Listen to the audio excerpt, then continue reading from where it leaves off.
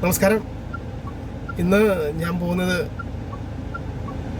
വർക്കല ബലിതർപ്പണത്തിന് വേണ്ടി ഒരു 7 പേരെയും കൊണ്ടാണ്.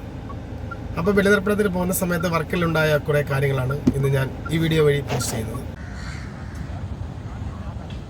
എൻ്റെ കൂടെ വന്ന ഒരു ബലിതർപ്പണം ചെയ്ത തിരുമേനിയുടെ പേരാണ്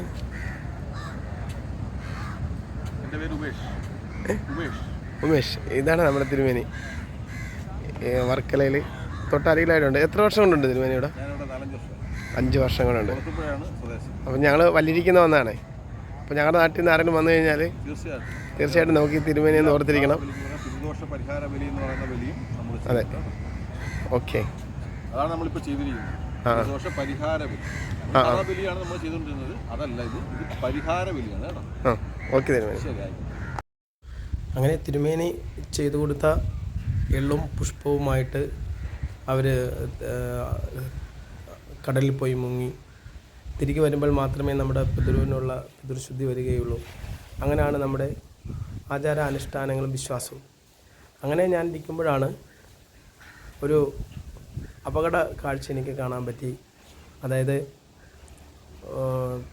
വെളുപ്പിനെ പണിക്ക് പോയ ഒരു വള്ളം തിരികെ വന്നിട്ട് അപകടത്തിൽപ്പെടുന്ന ഒരു കാഴ്ചയുണ്ടായിരുന്നു. അത് നമുക്ക് കാണാം. ഇവർ വെളുപ്പിന് 4 മണിക്ക് പോയതാണ്. തടിവള്ളക്കാരാണ്.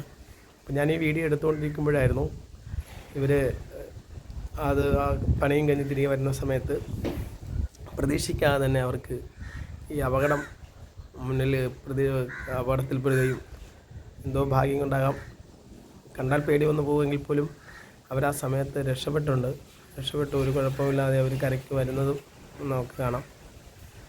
അപ്പോൾ എൻ്റെ വീഡിയോ കാണുന്നവരെനിക്ക് ആദ്യമായി കാണുമെങ്കിൽ ലൈക്ക് അടിക്കണം, ഷെയർ ചെയ്യണം, കമൻറ്റ് ചെയ്യണം, സബ്സ്ക്രൈബ് ചെയ്യണം.